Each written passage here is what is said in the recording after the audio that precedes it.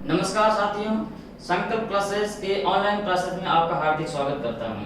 आज हम टॉपिक ले रहे हैं राष्ट्रीय आय, नेशनल इनकम। इसके संदर्भ में हम विस्तृत जानकारी प्राप्त करेंगे। तो सबसे पहले इनकी परिभाषा क्या है। परिभाषा, राष्ट्रीय आय किसे कहते हैं? एक वित्तीय वर्ष के दौरान, एक वित्तीय वर्ष में साधन लागत, फैक्टर कॉस्ट, साधन लागत पर शुद्ध राष्ट्रीय उत्पाद एनएनपी, शुद्ध राष्ट्रीय उत्पाद, net national product, factor cost पे नेट नेशनल प्रोडक्ट, शुद्ध राष्ट्रीय उत्पाद को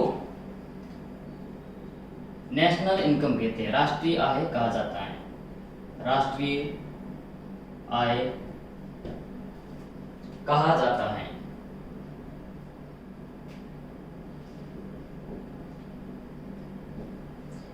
ये तो उनकी परिभाषा है, लेकिन परिभाषा ये कैसे बनी, राष्ट्रीय आय नेशनल इनकम की गणना कैसे की जाती है, इसके संदर्भ में हम स्टेप बाय स्टेप पढ़ेंगे। इसके संदर्भ में सबसे पहले जीडीपी क्या होती है, इनकी जानकारी जरूरी है। जीडीपी के बाद में एनडीपी क्या होती है, जीएनपी क्या है, एनएनपी क्या है, और एनएनपी के दो रूप होते हैं। बाजार मूल्य पे एनएनपी की गणना की जाती है और फैक्टर कॉस्ट, साधन लागत पर भी एनएनपी की गणना की जाती है। तो एनएनपी के दो रूप हैं, एनएनपी मार्केट प्राइस पे और एनएनपी फैक्टर कॉस्ट पे। यही राष्ट्रीय उत्पाद है, ठीक है, राष्ट्रीय आय है। राष्ट्रीय आय किसे कहते हैं? एनएनपीएफसी, फैक्टर कॉस्ट, साधन लागत पर शुद्ध राष्ट्रीय उत्पाद को राष्ट्रीय आय कहा जाता है, ठीक है। यह परिभाषा है। अब हम इसके स्टेप बाय स्टेप इनकी हम गणना करते हैं और जानकारी प्राप्त करते हैं, और परीक्षा में प्रश्न कैसे बनते हैं उसके संदर्भ में बात हम करेंगे।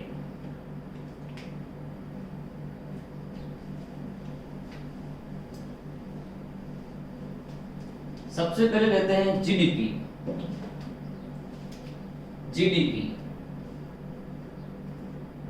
जीडीपी का फुल फॉर्म क्या है? ग्रॉस डोमेस्टिक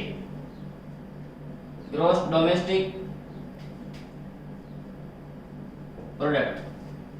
हिंदी में कहेंगे क्या है? सकल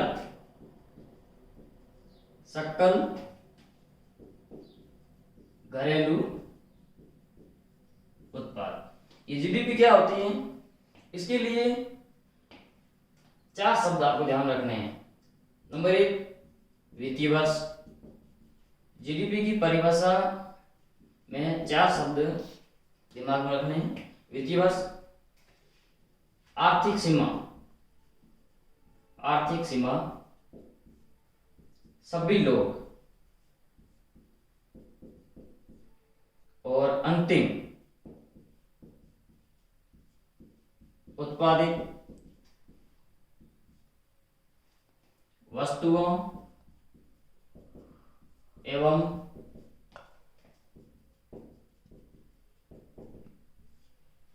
सेवाओं का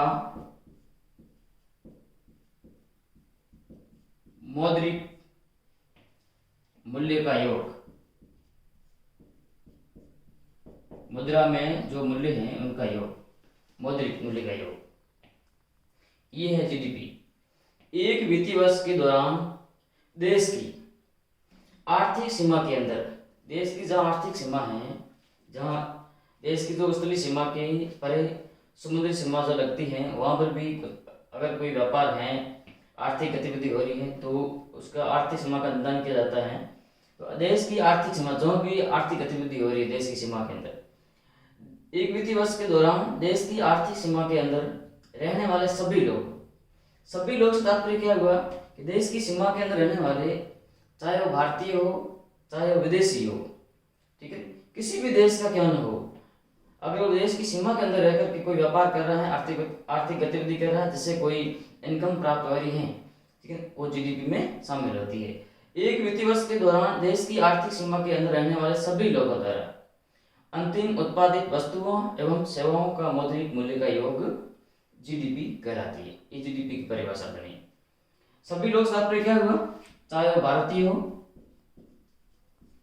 भारतीय या विदेशी हो, किसी भी देश का हो, किसी भी राज्य का हो, ठीक है, या भारत का हो, उससे कोई फर्क नहीं पड़ता है। लेकिन वो क्या है, देश की सीमा के अंदर, आर्थिक सीमा के अंदर रह करके कोई व्यापार कर रहा है, गतिविधि कर रहा है, इनकम आर्थिक गतिविधि कर रहा है या इनकम प्राप्त कर रहा है, वो किस में शामिल होगा, जीडीपी में शामिल होगी। देश की जीडीपी में देश की सीमा के, आर्थिक सीमा के अंदर रहने वाले जो भी आर्थिक गतिविधि के परिणाम स्वरूप इनकम प्राप्त होती है, वो जीडीपी में गणना की जाती है। ये है जीडीपी, ठीक है। जीडीपी के बाद है एनडीपी।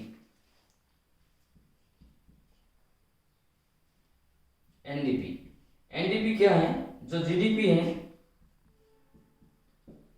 उसमें डिप्रिसिएशन, मूल्यह्रास में माइनस किया जाता है।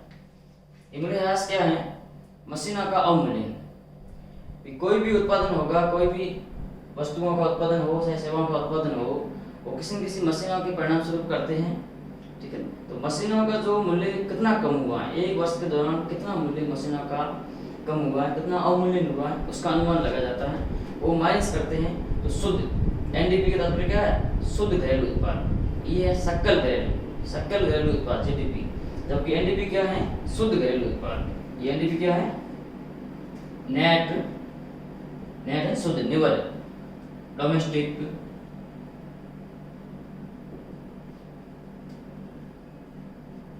प्रोडक्ट। हिंदी में क्या होगा, शुद्ध घरेलू उत्पाद, शुद्ध, या कह सकते हैं निवल घरेलू उत्पाद। मेरे कहने का तात्पर्य यह है कि जीडीपी की परिभाषा दिमाग में रखनी है, परीक्षा उपयोगी है।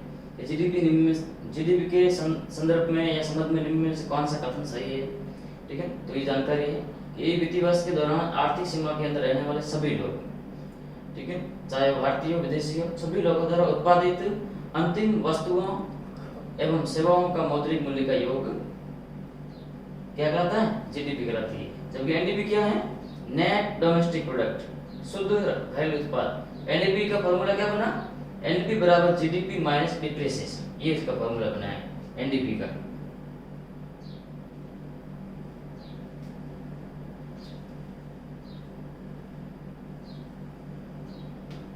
एनडीपी का वीडियो के अंत में हम परीक्षा उपयोगी प्रश्नोत्तर के संबंध में चर्चा करेंगे। प्रश्न कैसे आते हैं, राष्ट्रीय आय में परीक्षा में प्रश्न अगर बनते हैं तो किस तरह बनते हैं, उसके संदर्भ में बात करेंगे।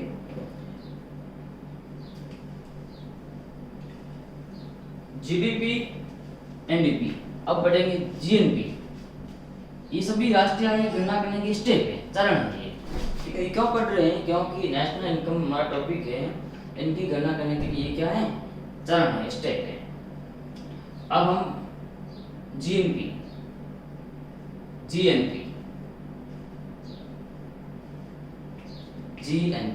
फुल फॉर्म क्या है, gross national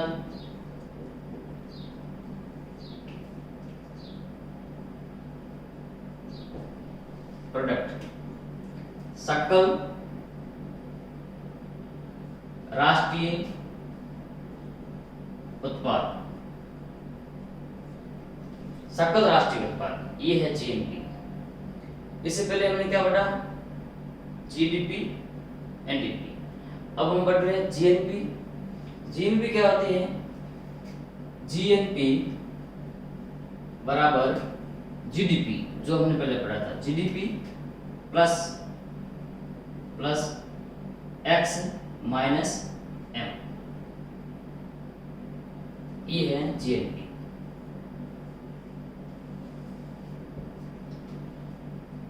GDP plus X minus M, जहां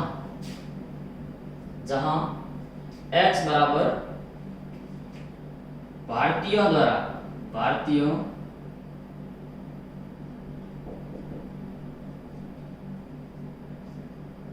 भारतीयों द्वारा विदेशों में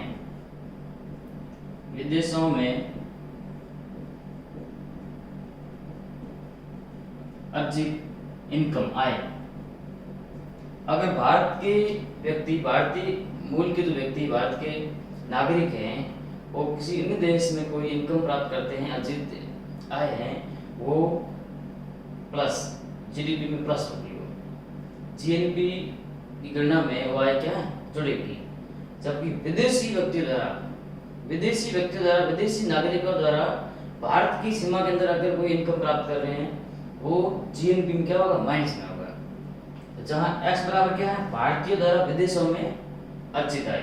भारतीय अगर विदेशों में कोई इनकम प्राप्त कर रहे हैं, वो प्लस जीएनपी प्लस होगा। जबकि विदेशियों द्वारा भारत में अर्जित इनकम कर रहे हैं, तो होगा माइनस में। जहां m बराबर क्या होगा, विदेशियों द्वारा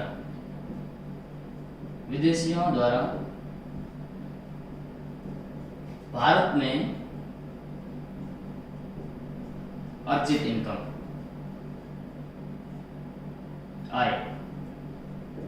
विदेशियों द्वारा भारत में अर्जित इनकम होगी माइनस में, और भारतीय द्वारा विदेशों में अर्जित आय होगी प्लस में।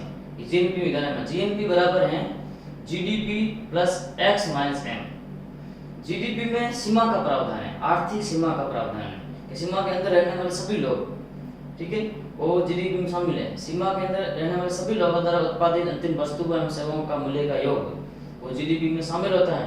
जबकि जीएनपी में सीमा का प्रावधान नहीं है, आर्थिक सीमा का प्रावधान नहीं है। जीएनपी में क्या प्रावधान है कि व्यक्ति वो किसी देश का मूल निवासी होना चाहिए। जैसे भारत के संदर्भ में बात करें तो भारत का कोई भी नागरिक चाहे किसी भी देश में, इंग्लैंड, अमेरिका, यूएस, यूएई, किसी भी देश में अगर कोई इनकम प्राप्त कर रहा है, वो जीएनपी में क्या होगा, शामिल होगा। जबकि जीडीपी में देश की सीमा के अंदर रहने वाले सभी लोग, इसमें किसी प्रकार का कोई नागरिकता की प्रावधान नहीं है। जीडीपी में सीमा का प्रावधान है, जबकि जीएनपी में नागरिक का प्रावधान है। देश का नागरिक उत्पादन कहीं भी कर रहा है, नागरिक अगर वो है जीएनपी में शामिल होगा, ये ध्यान रखना है। तो इसका फॉर्मूला ये है, जीएनपी बराबर GDP plus x minus m। Next NNP. GNP की नेक्स्ट अगला स्टेप क्या होगा, एनएनपी।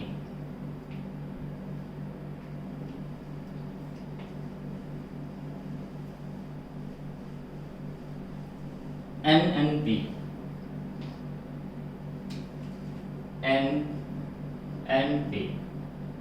एनएनपी फुल फॉर्म क्या है, नेशनल प्रोडक्ट, शुद्ध राष्ट्रीय उत्पाद, शुद्ध राष्ट्रीय उत्पाद, एनएनपी। एनएनपी क्या होती है, जो आपने जीएनपी पढ़ा है, जीडीपी से एनडीपी ज्ञात की और जीएनपी से एनएनपी करना क्या है, माइनस में मूल्यह्रास करना है, डिप्रिसिएशन करना है माइनस में। तो एनएनपी का फॉर्मूला क्या बना, एनएनपी बराबर जीएनपी माइनस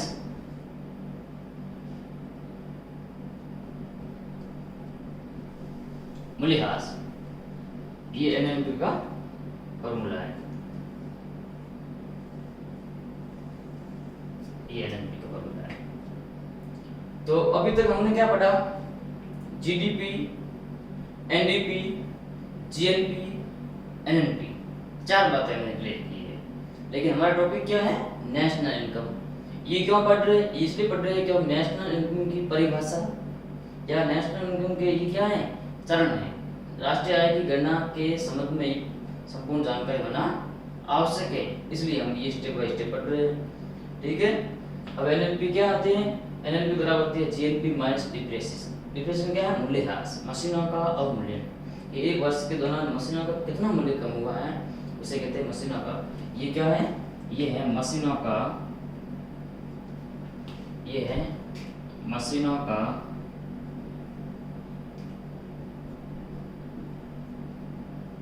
अवमूल्यन, मशीनों की घिसावट के कारण कितना मूल्य कम हुआ है उसका अनुमान लगाना। ठीक है, अब ये जो एनएनपी है, एनएनपी इसकी गणना दो रूप में की जाती है, बाजार मूल्य पे और साधन लागत। साधन लागत क्या होता है, इनकी गणना दो रूप में की जाती है, मार्केट एमपी और एफसी। एमपी मार्केट प्राइस, ये क्या है, ये है मार्केट प्राइस, और ये क्या है, factor cost. Factor cost Hindi में साधन लागत, साधन लागत, और इसको हिंदी में कहेंगे बाजार मूल्य, बाजार मूल्य। एनएनपी शुद्ध राष्ट्रीय उत्पाद या एनएनपी की गणना दो रूप में की जाती है, मार्केट प्राइस बाजार मूल्य पे किसकी गणना होती है, और साधन लागत पे। और साधन लागत क्या होती है, फैक्टर कॉस्ट क्या है कि जिस मूल्य पर वस्तु तैयार होती है, कोई भी वस्तु हो, कोई भी सेवा हो, और जिस मूल्य पर अगर वस्तु तैयार हो रहा है, ठीक है, कोई भी वस्तु सेवा जिस मूल्य पर तैयार होती है, उसको तैयार होने में कितना मूल्य लगा है उसे कहते हैं साधन लागत। उसे कितनी लागत में वो तैयार होती है, और तैयार होने के बाद में वो मार्केट में, बाजार में कितने मूल्य तक पहुंच सकती है, अर्थात वो वस्तु मार्केट में कितने मूल्य में बेची जाती है, उसका विक्रय मार्केट में कितने मूल्य पर किया जाता है, वो है बाजार मूल्य।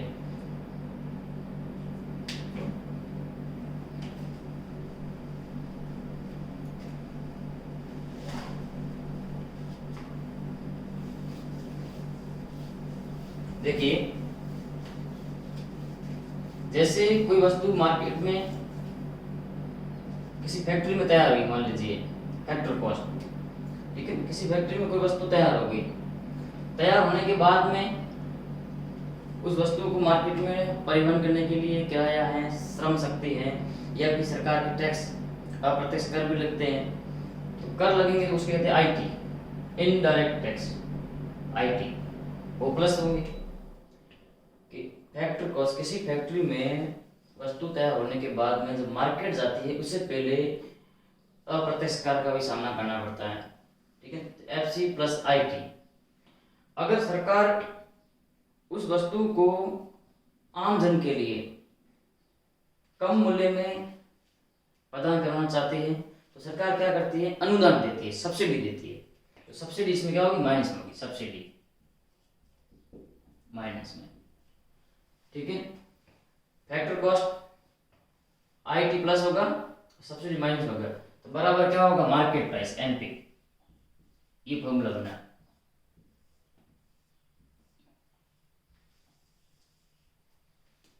जैसे सरल शब्दों में अगर कहे तो उसका उदाहरण लेते हैं, मान लीजिए 100 रुपये में वस्तु तैयार हुई, कोई भी वस्तु है तो 100 रुपये में तैयार हो गई। तैयार होने के बाद में 20 रुपये अप्रत्यक्ष कर, इनडायरेक्ट टैक्स, आईटी क्या है, अप्रत्यक्ष कर, जहां आईटी बराबर क्या है, इनडायरेक्ट टैक्स, ठीक है। और एफसी बराबर क्या है, फैक्टर कॉस्ट, फैक्टर कॉस्ट। और एमपी बराबर मार्केट, मार्केट प्राइस, ठीक है। 100 रुपये में कोई वस्तु तैयार हुई है और 20 रुपये इसको लगे अप्रत्यक्ष कर। सरकार ने क्या किया, सरकार ने आम जन की सुविधा के लिए, वस्तु की जो महंगाई कम करने के लिए, आम जन को सस्ते मूल्य में वस्तु प्रदान करवाने के उद्देश्य से सरकार ने क्या कर दिया, सब्सिडी दे दी। मान लीजिए 50 रुपये की सब्सिडी दे दी, तो वस्तु मार्केट में कितने रुपये में बेची जाएगी। मार्केट प्राइस पर क्या है कि मार्केट में कोई वस्तु कितने मूल्य में बेचे जाते हैं या उसका विक्रय मूल्य क्या है, ठीक है, बाजार मूल्य क्या है। तो ये है 100, तो 20 रुपये प्लस होंगे और 50 माइनस नहीं हुए, क्योंकि ये सब सरकार सब्सिडी किसको देते हैं, वस्तु निर्माता को, वस्तु विक्रेता को ये क्या देंगे, निर्माता को देंगे सब्सिडी, तो माइनस होगा। अब मार्केट प्राइस क्या होगा इसका, 70 रुपये, ये इस तरह का इस फॉर्मूला है। ये फॉर्मूला क्यों पढ़ रहे हैं? क्योंकि इस फॉर्मूले के माध्यम से नेशनल इनकम की गणना करना आसान रहता है। अब देखिए नेशनल इनकम की जो परिभाषा हमने शुरुआत में जो लिखी थी, वो परिभाषा किस तरह की इस गणना के आधार पर तय होती है, वो समझिए।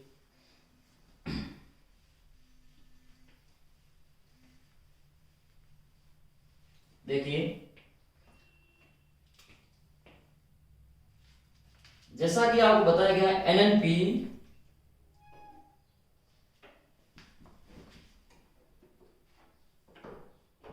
दो रूप में होती हैं।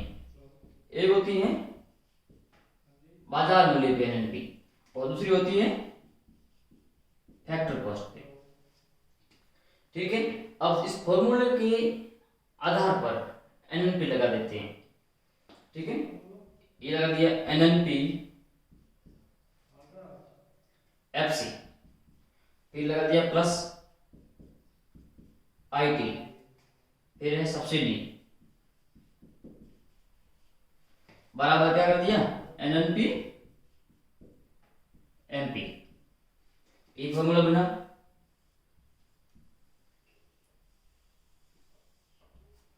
ठीक है, आगे हम क्या करेंगे, एनएनपी एफसी को एक पक्ष में लाएंगे, बाकी सभी दूसरे पक्ष में। जैसे ये वाम पक्ष में एनएनपी एफसी करते हैं, फिर दक्षिण पक्ष में सब बाकी सभी जो ये है फैक्ट दक्षिण पक्ष में करते हैं। तो एनएनपी एफसी का फॉर्मूला लेके आना है अपने को। तो क्या करेंगे, पक्षांतरण करेंगे। पक्षांतरण करने पर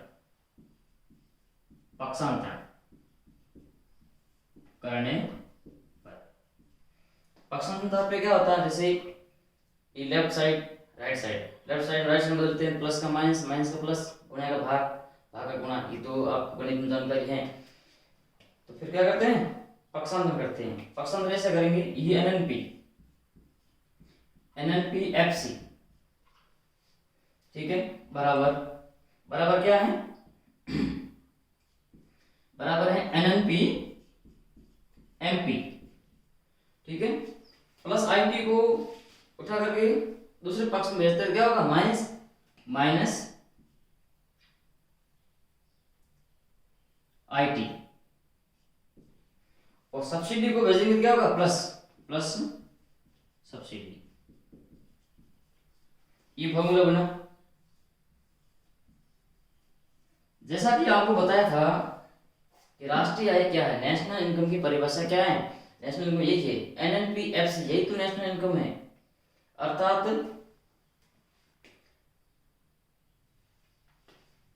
एनएनपी एफसी बराबर क्या है एनआई, नेशनल इनकम, यही तो है। परिभाषा में यही बताया था कि फैक्टर कॉस्ट, साधन लागत पर नेट नेशनल प्रोडक्ट, एक वित्तीय वर्ष में साधन लागत पर शुद्ध राष्ट्रीय उत्पाद को नेशनल इनकम, राष्ट्रीय आय कहा जाता है। ये परिभाषा बताया था। और राष्ट्रीय आय से संबंधित कौन कौन से फॉर्मूले हैं जो परीक्षा उपयोगी है, उन फॉर्मूलों को हम स्टेप बाय स्टेप पढ़ा है। सबसे पहले जीडीपी, फिर एनडीपी, फिर जीएनपी, जीएनपी का कौन सा फॉर्मूला है, ठीक है, और फिर उसके बाद हमने एनएनपी की गणना दो रूप में होती है, बाजार मूल्य, मार्केट प्राइस, और फैक्टर कॉस्ट। ठीक है, तो एनएनपी फैक्टर, और ये formula FC plus IT minus subsidy बराबर एमपी होता है। तो फिर एनएनपी की जो एनएनपी एमपी और एनएनपी एफसी, इस फॉर्मूले के आधार पर रखने के बाद में ये फॉर्मूला बना। फिर हमने क्या किया, पक्षांतरण किया, और पक्षांतरण करने के बाद में एनएनपी एफसी का फॉर्मूला क्या बनता है, अर्थात राष्ट्रीय आय का फॉर्मूला क्या बनता है, राष्ट्रीय आय बराबर क्या होता है NNP MP minus IT plus subsidy, ये फॉर्मूला। अब परीक्षा में प्रश्न कैसे आते हैं, कुछ विद्यार्थी लग रहा है इससे संबंधित प्रश्न कैसे बनेंगे, तो उसके संबंध में भी हम बात करेंगे। ठीक है, तो ये फॉर्मूला है एनएनपी एफसी बराबर एनआई, नेशनल इनकम। ठीक है, आगे बढ़ते हैं।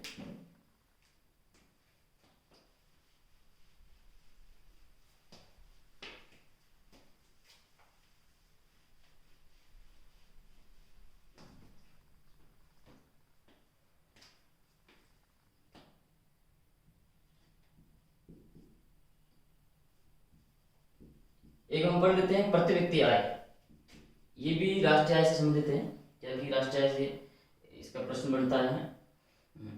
प्रति व्यक्ति आय, इंग्लिश में कहते हैं per capita income, per capita income बराबर राष्ट्रीय आय। प्रति व्यक्ति आय किसे कहते हैं? राष्ट्रीय आय अपॉन कुल जनसंख्या, कुल जनसंख्या। ठीक है, तो पर कैपिटा इनकम संक्षिप्त में क्या होगा? पीसीआई। ये पीसीआई, राष्ट्रीय आय एनआई और कुल जनसंख्या टोटल पॉपुलेशन। ये फॉर्मूला बन गया।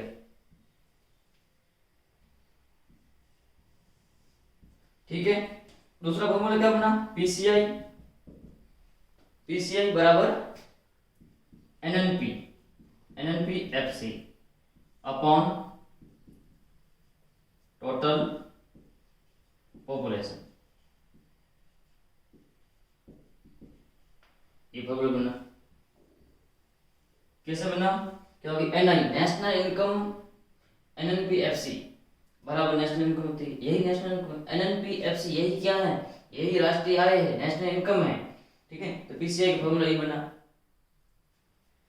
अब हम बात करते हैं कि राष्ट्रीय आय की गणना कौन करते हैं, इसके संदर्भ में बात करेंगे।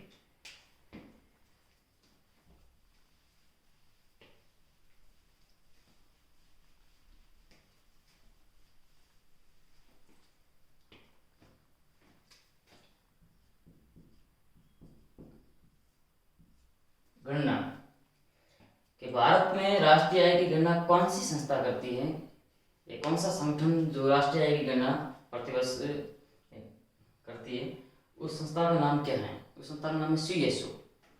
सीएसओ, सीएसओ क्या है? सेंट्रल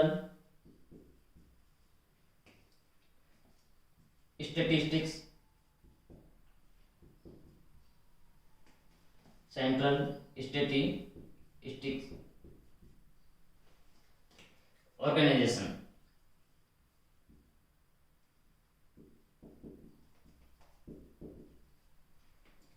या ऑफिस, हिंदी में कहते केंद्रीय, केंद्रीय सांख्यिकी संगठन। ये भारत में राष्ट्रीय आय की गणना करते हैं। सीएसओ का गठन कब हुआ? 1951 में हुआ था। और इनका मुख्यालय कहाँ पे है? इनका मुख्यालय है नई दिल्ली में या दिल्ली में। ठीक है, दिल्ली में इसका मुख्यालय है। एक संस्था है जो इसकी सहयोगी संस्था है, राष्ट्रीय आय की गणना में सहयोग करती है। उस संस्था का नाम है एनएसएसओ। एनएसएसओ फुल फॉर्म क्या होगा? फुल फॉर्म है नेशनल सर्वे ऑफिस, सैंपल सर्वे ऑफिस, राष्ट्रीय नमूना सर्वेक्षण कार्यालय, नेशनल सैंपल सर्वे ऑफिस। ठीक है, हिंदी में कहेंगे क्या होगा? राष्ट्रीय सैंपल नमूना या प्रतिदर्श, प्रतिदर्श का है या फिर नमूना का है, एक ही बात है। नमूना सर्वेक्षण कार्यालय। ये संस्था क्या करती है? राष्ट्रीय आय। भारत में राष्ट्रीय आय की गणना कौन कौन सी संस्था करती है? सीएसओ करती है। जबकि भारत में राष्ट्रीय आय की गणना करने में सहयोग करने वाली संस्था कौन सी है? वो है एनएसओ। एनएसओ का राष्ट्रीय गणना में सहयोग रहता है। ठीक है, तो इसके संदर्भ में हम विस्तृत संक्षिप्त में जानकारी प्राप्त कर रहे हैं कि केंद्रीय सांख्यिकी संगठन जिसका गठन 1951 में हुआ था, मुख्यालय नई दिल्ली में स्थित है। और एनएसएसओ राष्ट्रीय प्रतिदर्श सर्वेक्षण कार्यालय जिसका गठन कब हुआ था? 1950 में होता है। और मुख्यालय कहाँ पे है? दिल्ली में। मुख्यालय दिल्ली में स्थित है। लेकिन ये दो संस्थाएं हैं एनएसओ सीएसओ,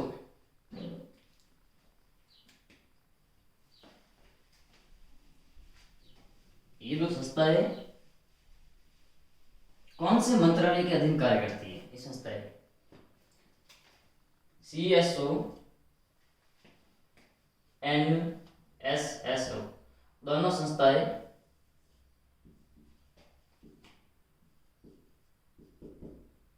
MOSPI मंत्रालय के अधीन कार्य करती है। ठीक है, CSO और NSSO भारत सरकार के कौन से मंत्रालय के अधीन ये कार्यरत संस्था है?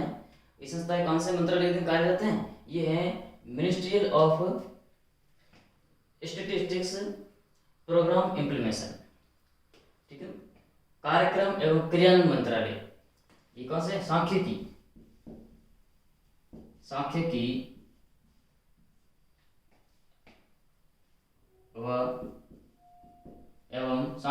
एवं कार्यक्रम, एस का तात्पर्य M N ministerial of statistics programme implementation, सांख्यिकी एवं कार्यक्रम क्रियान्वयन मंत्रालय। ठीक है, परीक्षा में अगर प्रश्न बनता है कि CSO और NSO निम्नलिखित में से कौन से मंत्रालय के अधीन कार्यरत हैं, तो इसके अंदर सांख्यिकी एवं कार्यक्रम क्रियान्वयन मंत्रालय के अधीन है। लेकिन हाल ही में MOSPI ने डिसाइड किया कि ये CSO और NSSO इंटू NSO, ठीक है, ये मर्ज कर दिया, इसमें मर्ज इंटू NSO, अर्थात CSO NSSO बराबर NSO, इसमें मर्ज कर दिया, विलय कर दिया गया। CSO और NSSO का विलय करके एक संस्था बनाई जा रही है, उस संस्था का नाम क्या है? NSO। ठीक है, इस संस्था बनेगी। CSO और NSSO का विलय करके एक नई संस्था बनाई जा रही है, उसका नाम होगा NSO, जिसका फुल फॉर्म है नेशनल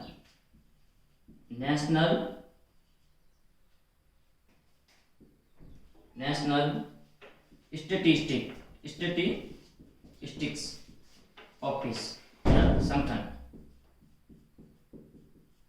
ठीक है, राष्ट्रीय सांख्यिकी कार्यालय या राष्ट्रीय सांख्यिकी संगठन। ठीक है, ये संस्था CSO NSSO का विलय करने के बाद में तो नई संस्था बनाई जा रही है, उस संस्था का नाम होगा केंद्रीय सांख्यिकी संगठन। जो CSO फुल फॉर्म है, जब संस्था बनेगी राष्ट्रीय सांख्यिकी संगठन। और राष्ट्रीय सांख्यिकी संगठन किस मंत्रालय के अधीन कार्यरत है?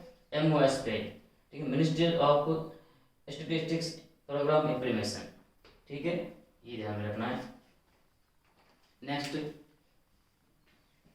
एक प्रश्न कर लेते हैं, परीक्षा में प्रश्न कैसे पूछे जाते हैं, नेशनल इनकम संबंधित प्रश्न परीक्षा में कैसे बनते हैं, उसके संबंध में बात करते हैं।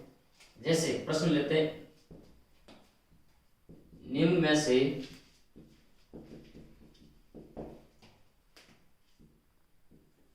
कौन सा विकल्प असत्य है? ये लिया प्रश्न। इसके विकल्प option number 1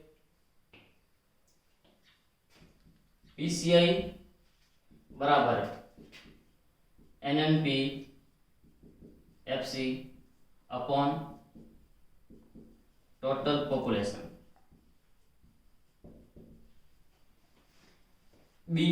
option B PCI बराबर NI upon total population. Option C GNP बराबर GDP plus X minus M।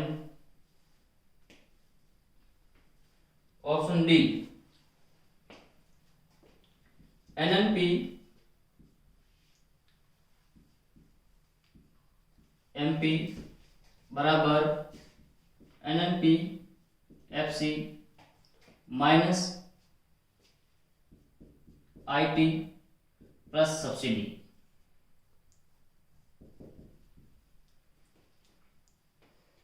इन चार ऑप्शन में कौन सा ऑप्शन सही नहीं है? असत्य वंश है।